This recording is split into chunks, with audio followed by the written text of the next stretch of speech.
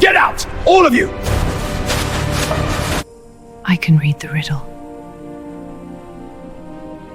7 scholars, gold robes, years of training, and not one of them could read a single line on that stone.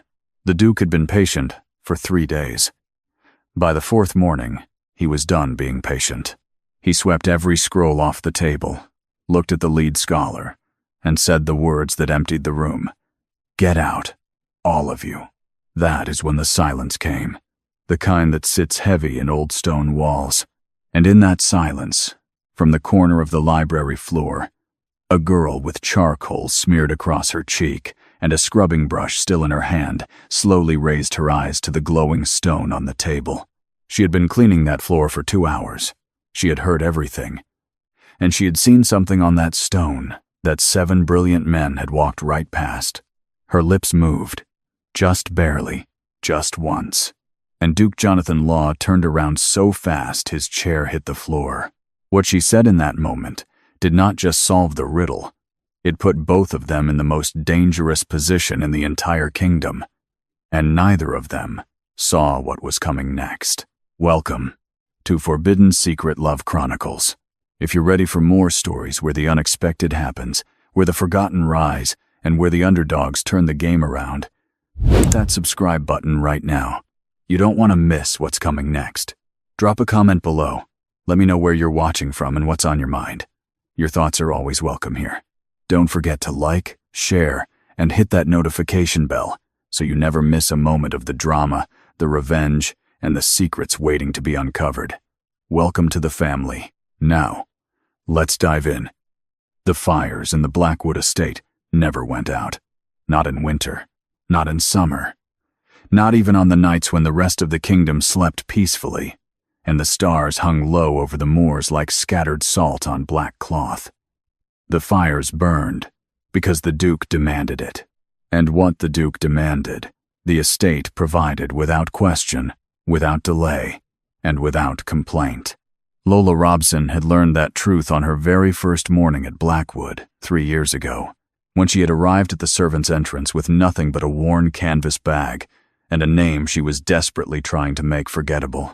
The head housekeeper, a stiff woman named Mrs. Alderton, had looked her over the way a farmer inspects livestock at market, checking her hands first, then her back, then her eyes, and had said simply, "You will scrub what you are told to scrub. You will be invisible when you are not needed. And you will never, under any circumstances, enter the East Wing Library without direct instruction." Lola had nodded. She had smiled the small, harmless smile she had practiced for years. And she had become exactly what Blackwood Estate needed her to be: invisible. Every morning before the sun broke the tree line, she was already on her knees. The stone floors of the estate were old and unforgiving, grouted with centuries of dirt that never fully surrendered, no matter how hard she worked. Her brush moved in the same pattern every day, left to right, overlapping strokes, rinse, repeat, and her hands had long since stopped feeling the cold water. The calluses on her palms had built up so thick that she sometimes pressed her fingers together just to feel something. Her apron was permanently stained, her linen cap always slightly crooked, and her amber eyes, the sharp, restless eyes that saw everything, stayed low, stayed quiet, stayed safe. She carried firewood before breakfast. She hauled ash after dinner.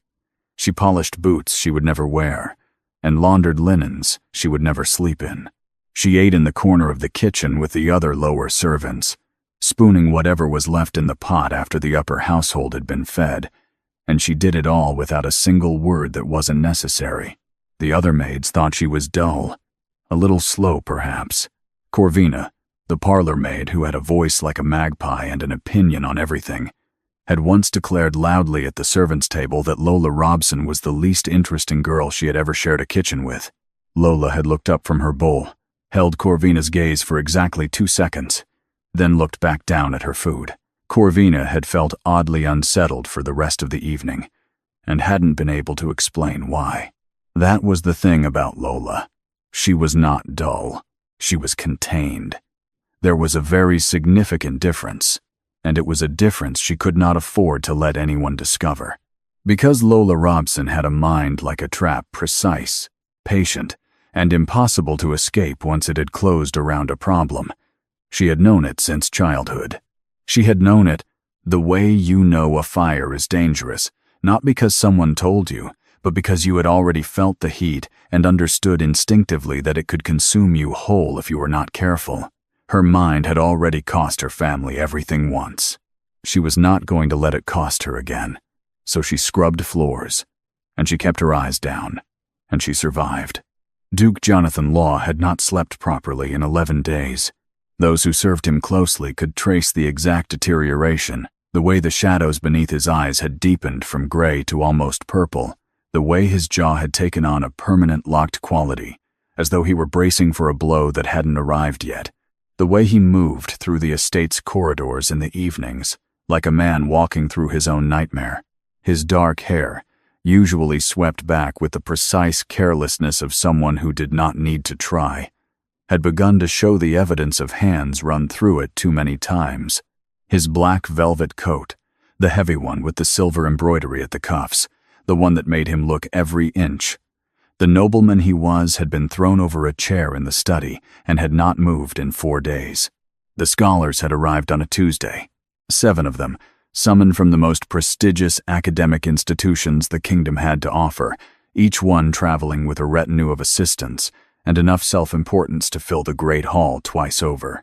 They had brought instruments Lola didn't recognize, texts in 4 different languages, and an air of collective certainty that had filled the East Wing like smoke. The star map stone had been in the Blackwood family's possession for 230 years. It was the size of a large writing desk, carved from a pale gray material that was not quite granite and not quite anything else anyone had been able to name. Its surface was covered in a dense, interlocking pattern of symbols, not chaotic, not random, but arranged with a geometric precision that suggested intention, intelligence, and a mind that had operated on a completely different frequency from anyone currently alive. When light struck it at certain angles, the symbols seemed to shift, not dramatically, not in a way you could prove, but enough that anyone who spent long hours studying it began to feel, at some point, that the stone was studying them back. The Blackwood curse was not a legend. It was a documented, witnessed, generational catastrophe. 3 dukes before Jonathan had died without heirs, each one at precisely the same age, in circumstances that defied explanation. Jonathan Law was now 31 years old. He had 2 years before he reached the age that had killed every male Blackwood before him, and the family manuscripts, the old ones, the ones written in hand so cramped they looked like the words were trying to hide, all pointed to the same conclusion. The curse was bound to the star map. Break the riddle, find the Suncrest diamond hidden within the Blackwood vaults, and the lineage would be restored. The scholars had spent 11 days on the stone, and had produced precisely nothing of value. On the morning of the 12th day, Jonathan stood in the East Wing library and looked at 7 of the kingdom's most decorated academic minds, and felt something shift inside him, something that had been holding its shape through sheer willpower alone and had finally run out of the strength to do it. His voice when he spoke was very quiet, which was somehow worse than if he had shouted. He told them to get out. Not all of them left gracefully. Sir Alistair Vaughan, the lead scholar, a man in robes so elaborately gilded they seemed to announce his arrival before he entered a room, gathered his notes with the slow, deliberate movements of someone performing dignity under pressure. He had a gilded magnifying glass he carried everywhere, turning it in his fingers like a scepter, and he held it particularly tightly as he passed through the library door. He did not look at Jonathan when he left, but his eyes swept the room once, a quick, searching glance that landed on the stone for just a fraction too long before he walked away. Lola, on her knees behind the far reading table, her brush paused in mid-stroke, noticed that glance. She noticed it, and then returned her eyes to the floor and said nothing. The East Wing library was not supposed to be part of Lola's daily duties. Mrs. Alderton had been very clear about that on her first morning. The library was cleaned once a week by the upper housemaids, Women who had earned the privilege of entering a room that contained things worth more than most people's entire lives. Lola was assigned to the ground floor corridors, the kitchen passages, and the servants' stairwells, the unglamorous anatomy of the estate that kept everything moving but was never seen. But the scholars had made a disaster of the library. 11 days of academic obsession had left the room in a state that made Mrs. Alderton press her lips together so tightly they went white. And when 2 of the upper housemaids called in sick on the same morning, genuinely sick, the estate's cook could confirm it. She had looked down her list of available bodies and landed on Lola with the resigned expression of someone choosing the least bad option. You will clean around the stone. You will not touch the stone. You will not read the notes. You will not disturb anything on the main table.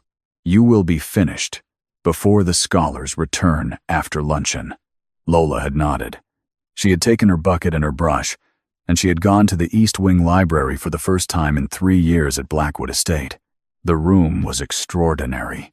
She had known it would be. She had caught glimpses through the door on errand runs, seen the spines of books that made her fingers itch, but standing inside it properly, with the high stone walls and the narrow windows and the smell of old parchment and ink and something older underneath both, was something else entirely. She stood in the doorway for exactly 3 seconds longer than she should have, looking at it, and then she put her bucket down and got to work. She cleaned methodically and quickly. The stone floor around the central table, the skirting boards, the narrow pathways between the stacks of scholarly equipment and the towers of displaced texts. She worked her way around the room with her eyes down, and she was almost at the main table, almost past it when she saw the notes. Sir Alister's notes were spread across the left side of the table, in a stack that someone had clearly been through multiple times, the pages dog-eared and annotated in 3 different colors of ink. Lola was not reading them. She was not even looking at them directly. But the human brain, particularly a brain like Lola's, processes information in the peripheral vision, whether it is asked to or not. And what her peripheral vision caught a single line at the top of the uppermost page, stopped the brush in her hand as completely as if someone had grabbed her wrist. The translation was wrong. Not slightly wrong. Not ambiguously wrong. Catastrophically, foundationally wrong. The kind of wrong that meant everything built on top of it would be wrong too. The kind of wrong that explained with absolute clarity why 7 scholars had spent 11 days getting nowhere. Sir Alister had read the opening sequence of the star map symbols as a mathematical progression, a base 12 numerical cipher, which was a reasonable assumption, and almost certainly what the symbols were designed to look like. But they weren't. They were a seasonal calendar notation from a pre-kingdom agricultural tradition, so old it hadn't been formally studied in over a century. Lola knew this because her grandmother had kept a book, a small handwritten book with a cracked leather cover that she had been told never to show anyone, that catalogued exactly this notation system, among other things. Her grandmother had called it the old language, the language before scholars decided they knew better. Lola stared at the page. She looked at her brush. She looked at the bucket. She looked at the door. Then she looked back at the page. And the part of her brain that she had spent 3 years trying to silence rose up like water through cracks in old stone and said, very clearly and very simply, fix it. She should not have. She knew, even as she set the brush down, even as she picked up the pen lying beside the inkwell, that she should not have.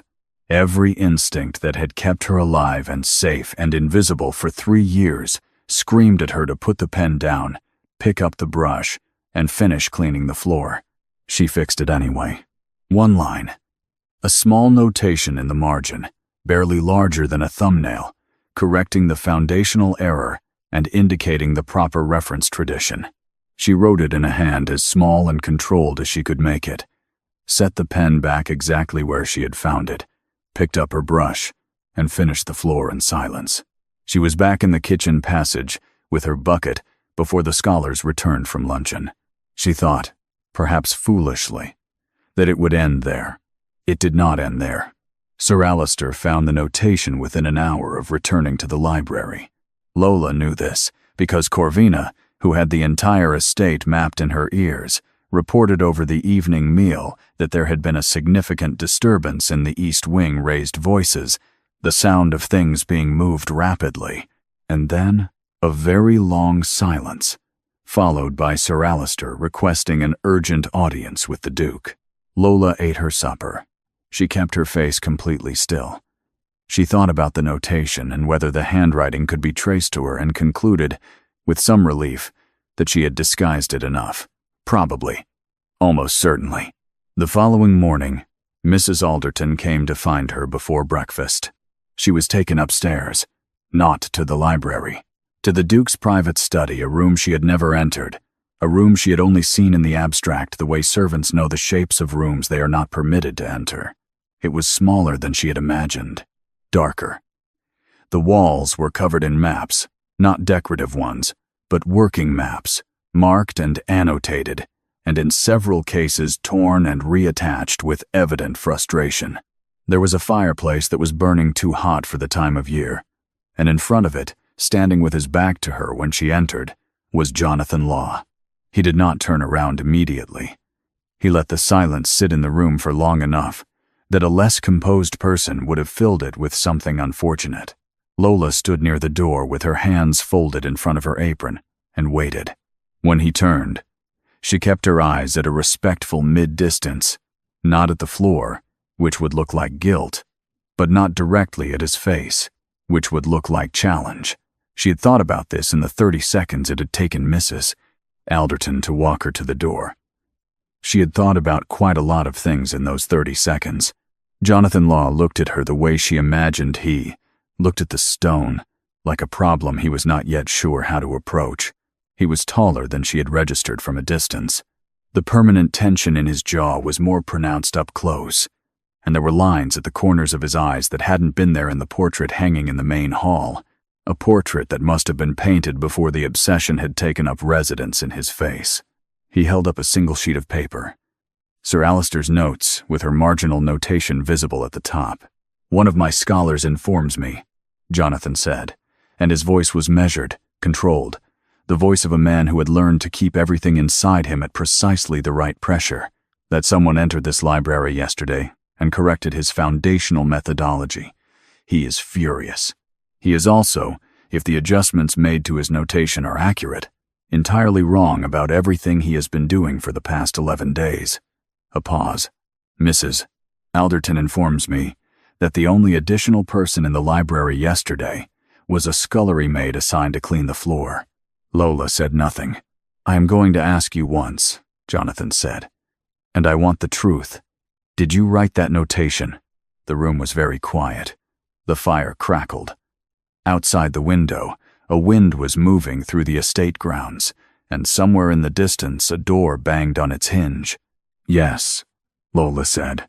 The word landed in the room and did not move. Jonathan set the paper down on the desk.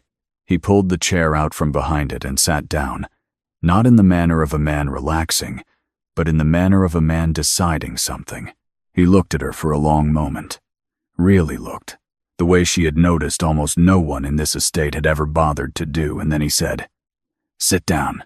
It was not a request, but it was not unkind either. It was the voice of a man who had run out of time for pretending that the normal rules applied. Lola sat. What followed was not a conversation she had prepared for, because there was no version of her life in which she could have prepared for it. Jonathan did not ask her where she had learned the agricultural notation tradition. He asked her something more precise, and therefore more dangerous. He asked her what else she had seen in the stone that the scholars had missed. And the part of Lola's brain that she had been restraining for 3 years, the part that had broken loose the moment she picked up that pen, looked at the careful, exhausted face of the man across the desk and decided, apparently without consulting the rest of her, that it was going to answer honestly. She told him about the layering. The scholars had been approaching the star map as a single cipher, one language, one system, one key. But the stone's markings operated in strata, each layer visible only once the previous layer had been correctly interpreted. The agricultural calendar notation was the outermost skin. Beneath it, if you understood how the symbols recombined once the calendar reading was applied, there was a second language, entirely one she had only glimpsed, only partially processed in the minute she had stood near the table, but which she was already certain was a spatial notation, a map notation. Jonathan's expression changed. It was not a dramatic change. It was small, a tightening around the eyes, a fractional shift in his posture, but it was significant, and Lola, who read rooms the way other people read text, felt it as clearly as if he had spoken. "You saw all of that," he said, "in 1 minute, while cleaning the floor." "I was not supposed to be looking at it," Lola said carefully. "No." A long pause. "But you were." He stood up. He moved to the door, opened it, and spoke to someone in the corridor. She could not hear the words, and then he closed it again and returned to stand near the fireplace. When he spoke again, his voice had changed. The controlled quality was still there, but underneath it something else had come to the surface, something rawer and more honest than anything she had expected from a man with his reputation. "I have 2 years," he said. "Perhaps less. Every Duke of Blackwood who has come before me died before his 33rd year, and the records my family have kept, records that go back further than the scholars' academic institutions have existed, all indicate the same thing. The stone holds the key. I have staked everything on that belief." He looked at the fire. "And I have just been told that the man I trusted to lead my investigation has spent 11 days building an entirely incorrect foundation." Another pause, longer this time. "I need someone who can actually read that stone." The silence in the room was different now.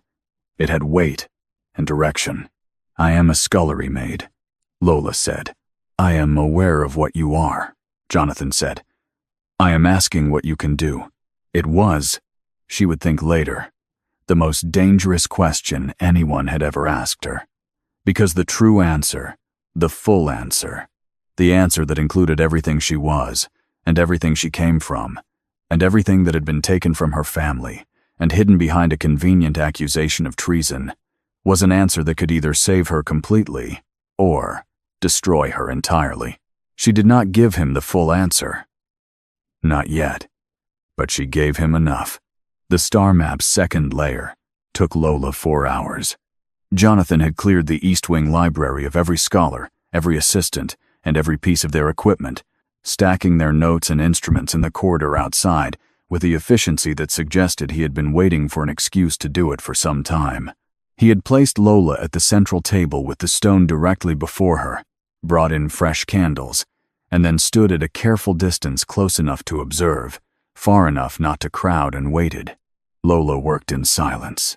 She did not ask for anything. She did not explain her process as she went.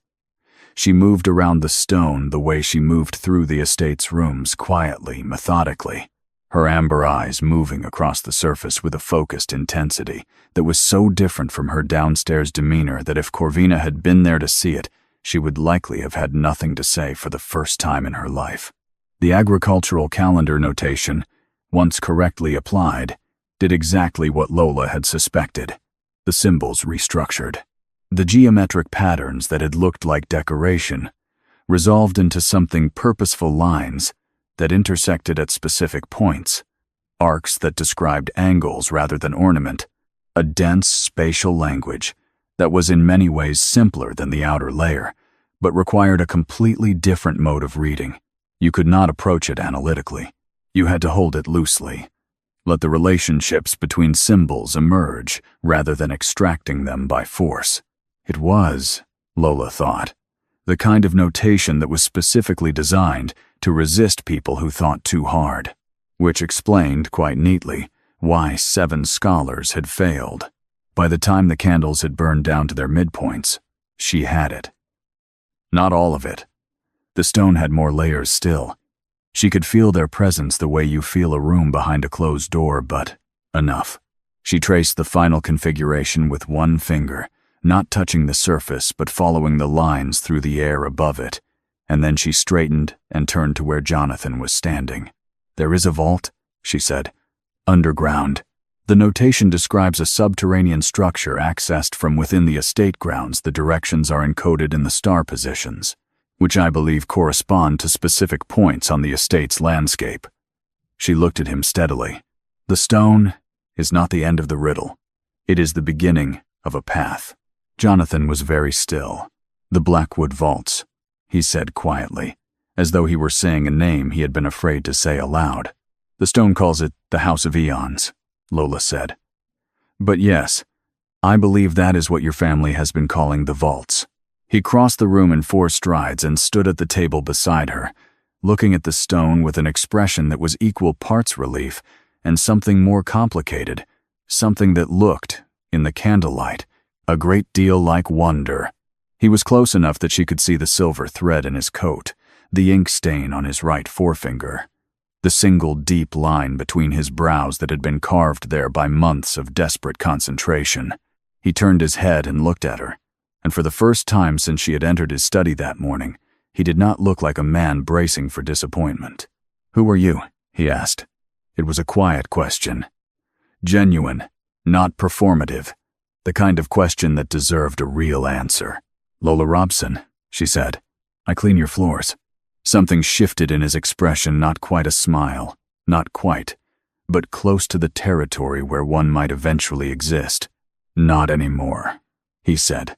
The invitation arrived 3 days later, a cream envelope sealed with the crest of Lord Edmund Foley, whose estate sat at the northern edge of the county and who was hosting, according to the elaborate copperplate inside, a masquerade ball to celebrate his daughter's coming of age.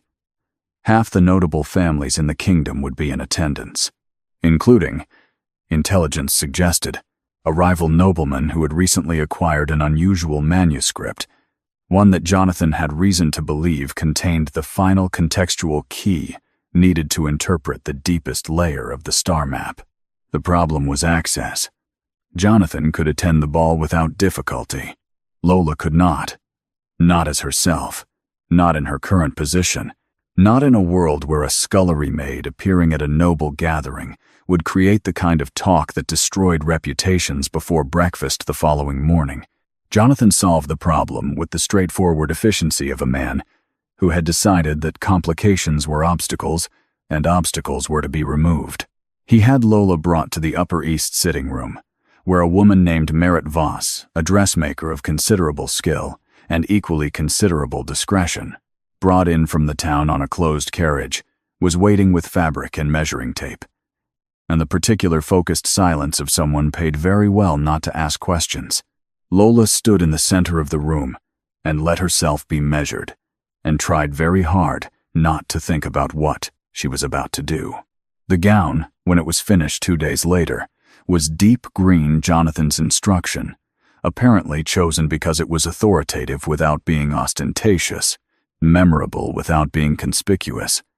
It fit her with a precision that felt almost aggressive.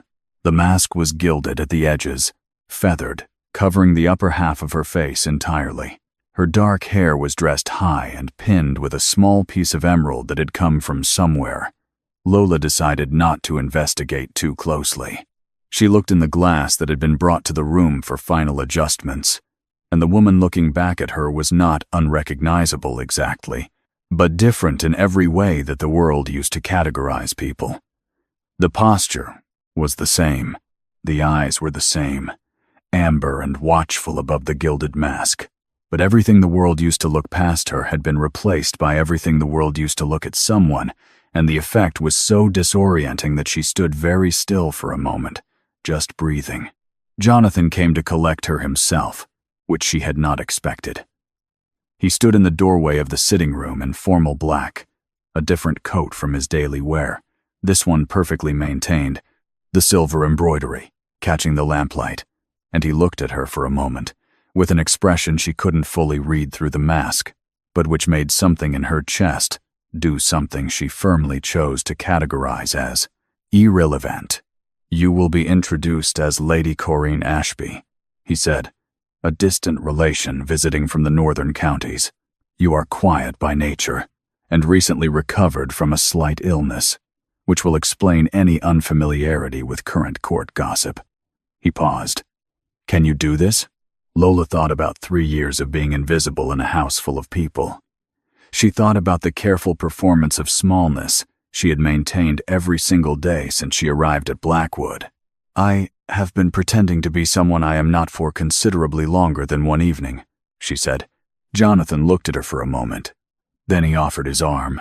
The ball was everything she had once read about in books and never expected to inhabit candlelight multiplied in mirrors until the whole room seemed to be made of fire, music from a small orchestra in the gallery above, the rustle of silk, and the low murmur of conversations that held entire political landscapes inside their careful syllables. Jonathan moved through it with the ease of a man entirely at home, but she noticed he kept her at his side, rather than at a courteous distance close enough that it read, to anyone watching, as something more than professional. The rival nobleman was called Lord Hadrian Mast, and he was precisely what his reputation suggested, charming on the surface and calculating beneath it, with the kind of eyes that counted everything they looked at. Jonathan introduced her as Lady Corinne with perfect composure, and Lord Mast bowed over her hand with a smile that didn't quite reach those counting eyes. The conversation that followed required everything Lola had. Lord Mast was not a man who could be rushed or misdirected easily, but he had a vanity about his own scholarship, a desire to be recognized as intellectually superior that Lola had identified within the first 3 minutes of speaking with him, and she used it with the precision of someone who had spent years reading rooms. She asked the right questions. She expressed the right degree of impressed confusion. She led him, gently and invisibly, to the topic of the manuscript, without ever appearing to approach it. By the end of their conversation, she had the information Jonathan needed. Not the manuscript itself, but something almost more valuable. She knew where it was kept. She knew what specific section was relevant. And she knew, from a single unguarded comment Lord Mast made, while clearly believing he was speaking above her understanding, that someone else was already looking for the same thing. Someone in Sir Alister Vaughan's correspondence.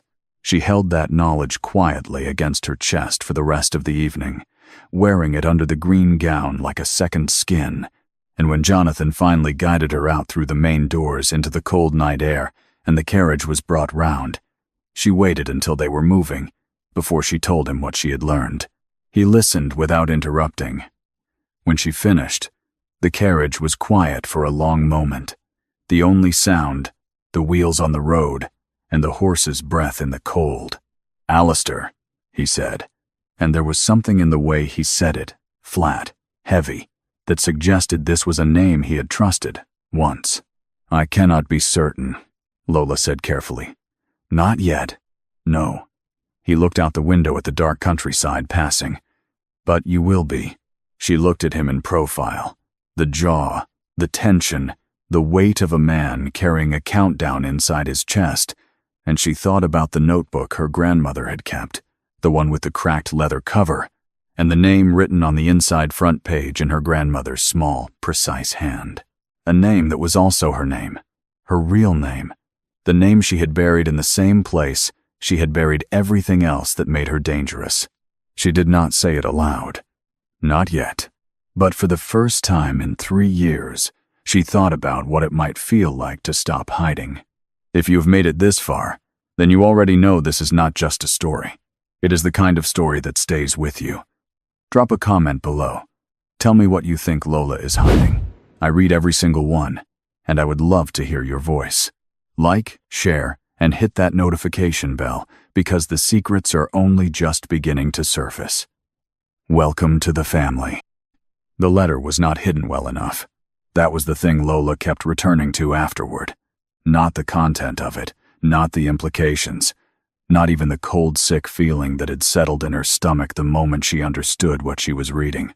What she kept returning to was the simple, almost insulting fact that Sir Alister Vaughan, a man who had spent 30 years building a reputation for precision and intellectual rigor, had hidden his most dangerous correspondence inside a copy of Chaucer's collected works, left spine out on the library's secondary shelf, wedged between two texts so unremarkable that no scholar would ever reach for them.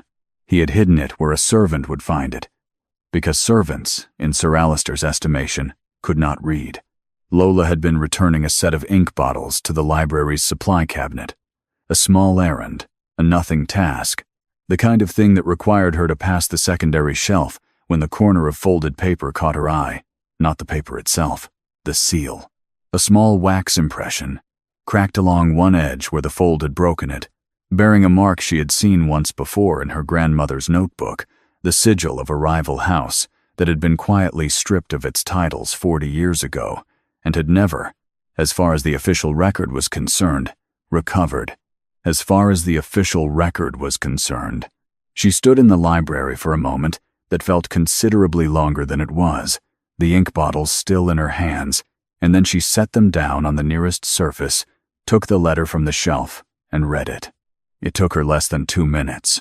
The language was careful, coded in places but not coded enough, not for her, not for someone who had grown up with a grandmother who spoke in layers as a matter of survival. The meaning assembled itself in her mind with horrible clarity. Sir Alister had not failed to solve the star map. He had solved it partially, enough to understand its general direction, and had been reporting his findings to Lord Hadrian Mast's associates for the better part of a fortnight, feeding them just enough to keep their interest while deliberately misleading Jonathan. The plan, as far as she could extract it from the careful language, was to allow Jonathan to exhaust himself and his resources on a false interpretation until the rival party had secured independent access to the Blackwood vaults, at which point the Suncrest diamond would disappear from the estate's history entirely, the curse would remain unbroken, and Jonathan Law would be dead within 2 years, with no heir and no recourse. She folded the letter exactly as she had found it. She replaced it in the Chaucer. She picked up her ink bottles and finished her errand, and then she went to find Jonathan. She had never sought him out before.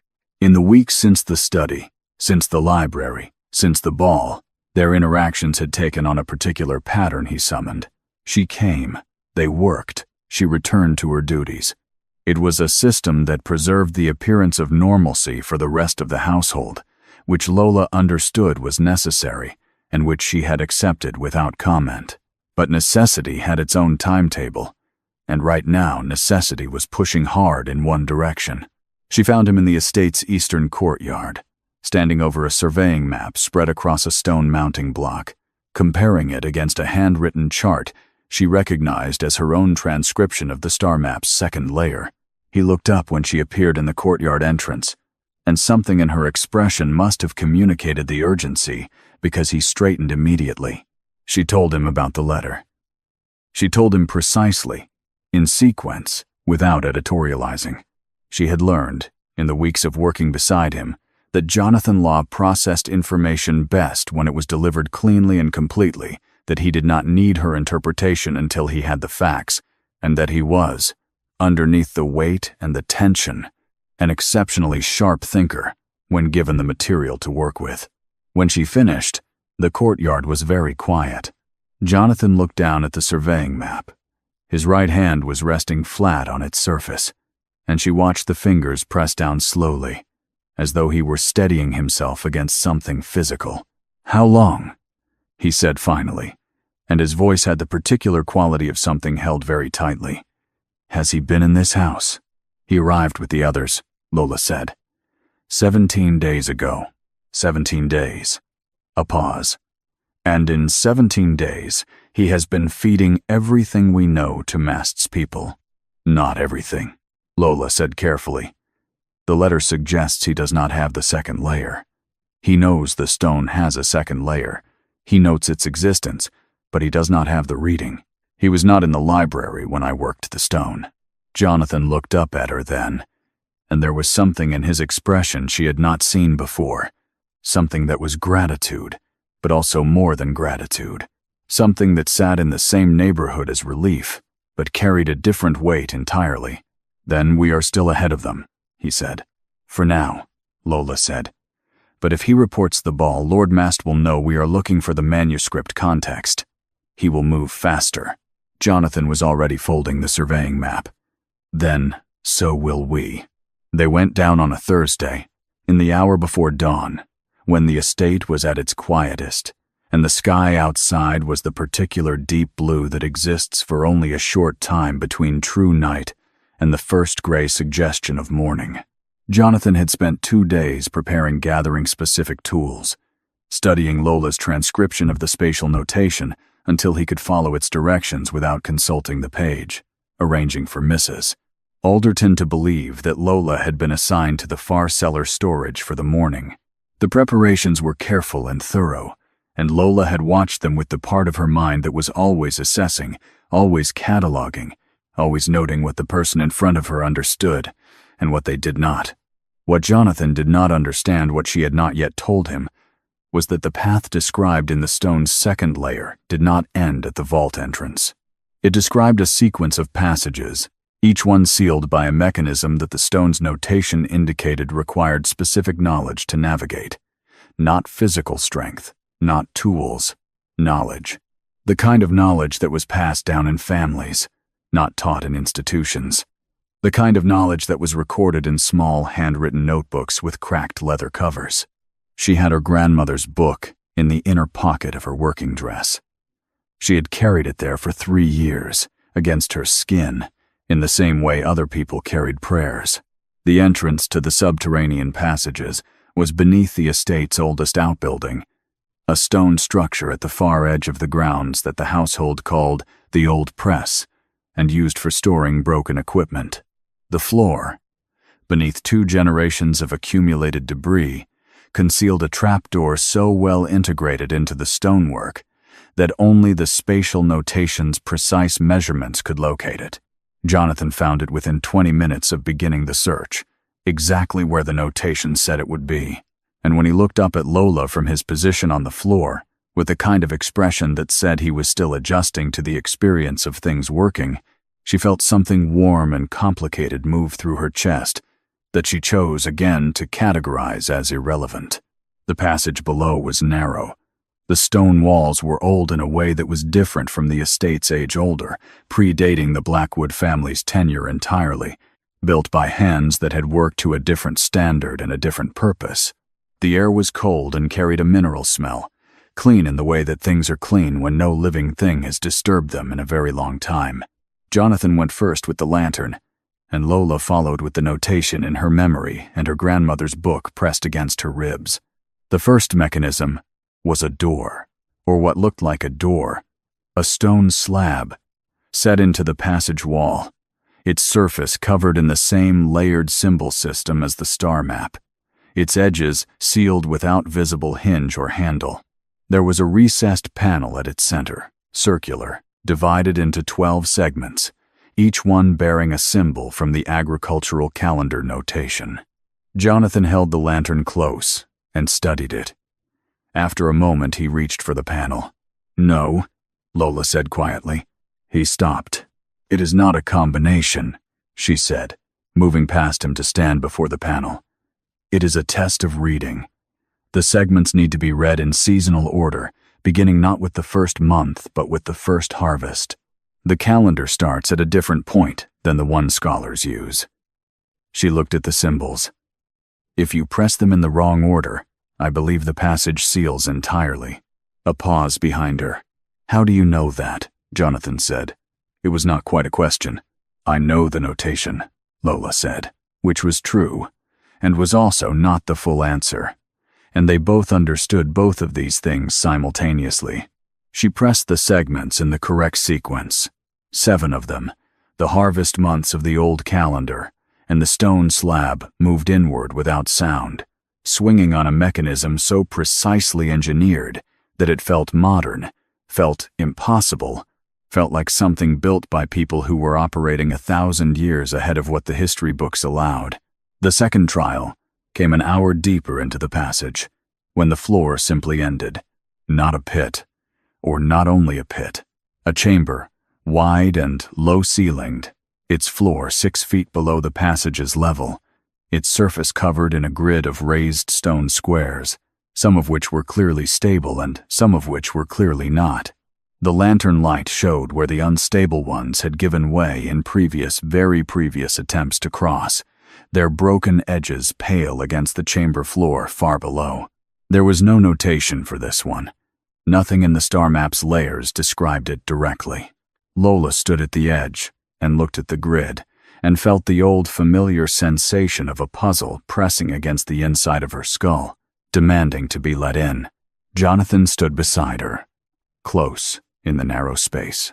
She was aware of him in a way she was becoming increasingly and inconveniently aware of him, his stillness, the quality of his attention when he was thinking, the way the lantern light moved across the lines of his face.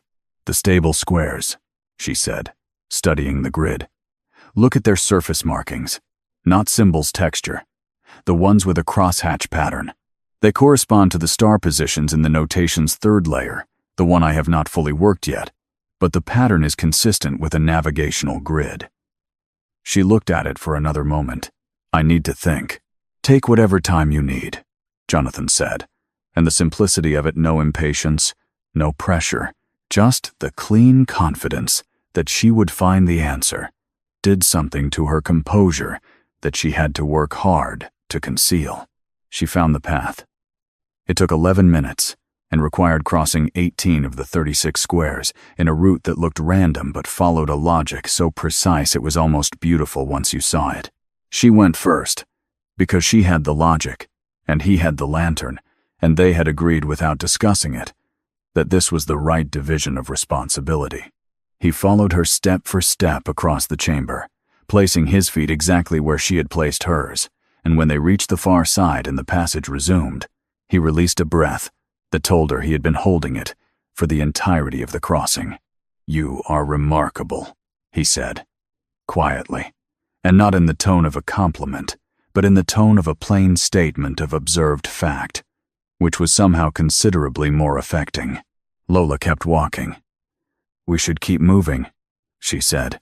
The third trial found them in a passage that narrowed until it was barely wide enough for one person, then opened without warning into a chamber so large that the lantern's light did not reach the far wall. And in the center of that chamber, illuminated by no visible source, burning with a cold golden light that had no heat and cast no shadows, was a mechanical trap so complex and so obviously ancient that both of them stopped moving the moment they saw it. It was built around a central column, a pillar of the same pale stone as the star map, covered in the same layered notation. At its base, a ring of interlocking metal arms, each one ending in a curved blade, rotated slowly in opposite directions at different speeds. The pattern of rotation was not random. It was a mechanism, a puzzle made of movement, and it had been designed, Lola understood this, with the certainty of someone reading a text in their native tongue, to kill anyone who approached without understanding its logic. Jonathan stepped forward. Stop, Lola said, and the word came out with more force than she intended, more force than a scullery maid speaking to a duke had any right to use, and she did not apologize for it. He stopped. He turned to look at her, and something about the way he looked at her, steady, trusting, without a fraction of the condescension she had been bracing against since the first morning in his study, broke something open inside her that had been sealed shut for 3 years. She had been going to tell him. She had known, somewhere below the level of conscious decision, that this moment was coming, that the passages were designed for someone who knew what she knew, that the stone had been built by people who shared her blood, and that there was going to come a point where keeping her secret was going to cost someone their life. She reached into the inner pocket of her dress and took out the notebook.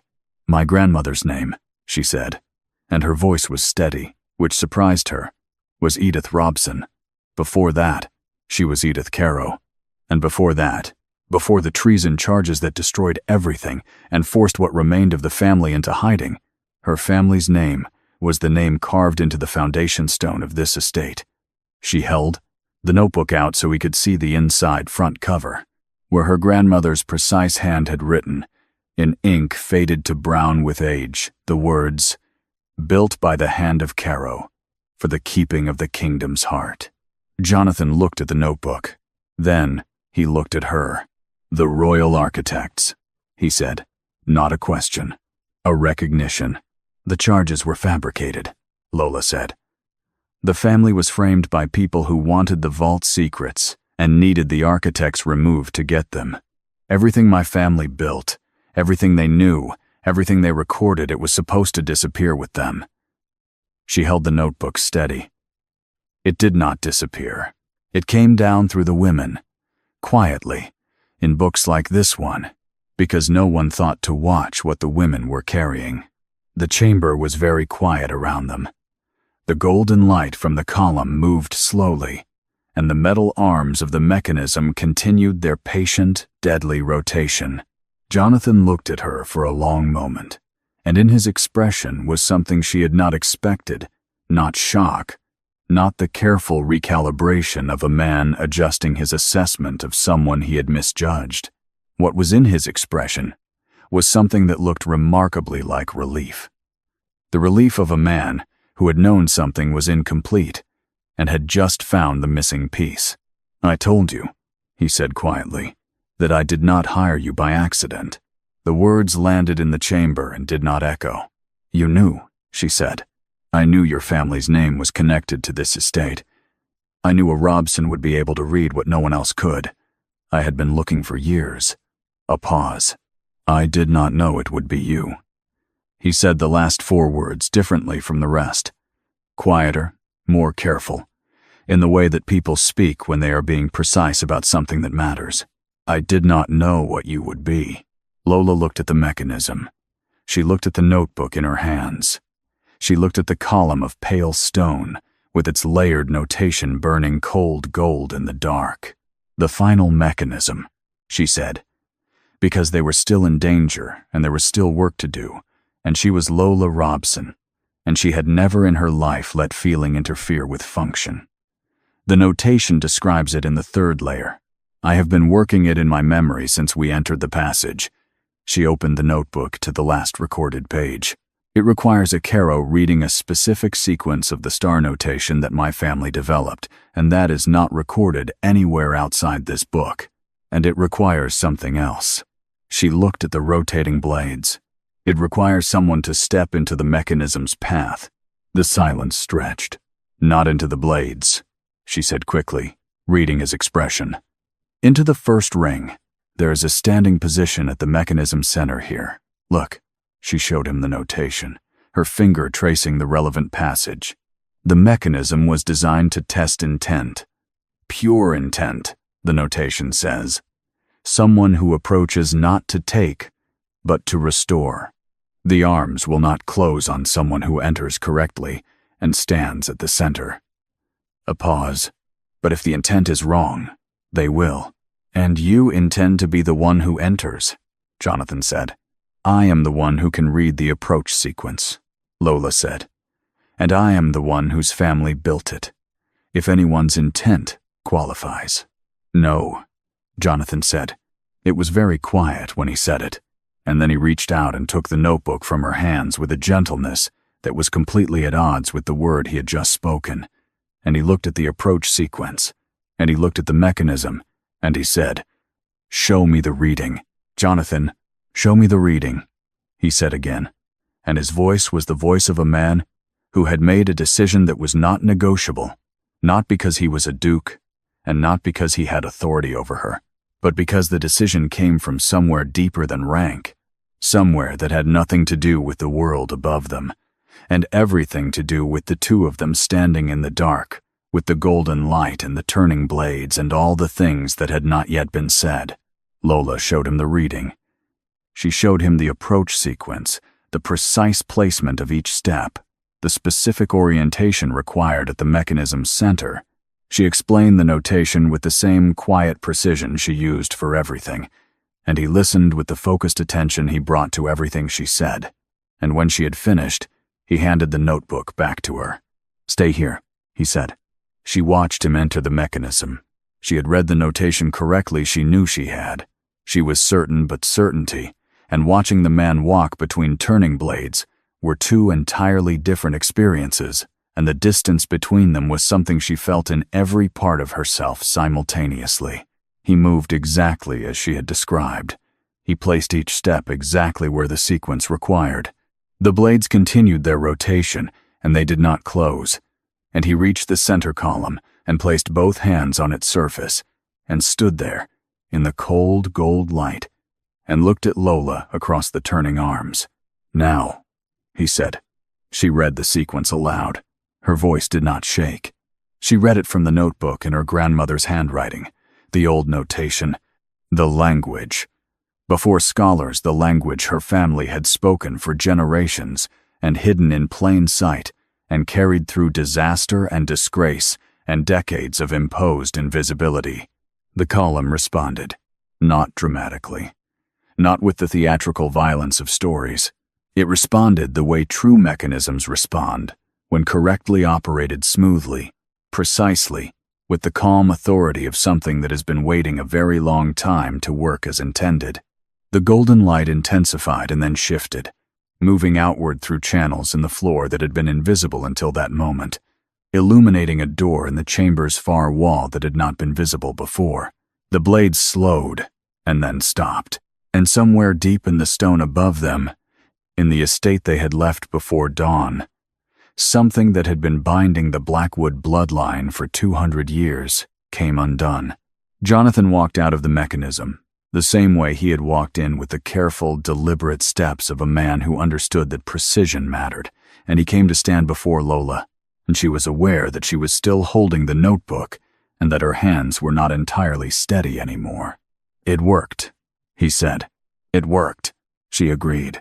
They looked at each other in the new light, the light that had been sealed in stone for centuries and was now moving freely through the chamber, and everything that had been accumulating in the space between them over weeks of stone floors and candlelit libraries and green gowns and subterranean passages arrived simultaneously, and neither of them looked away from it.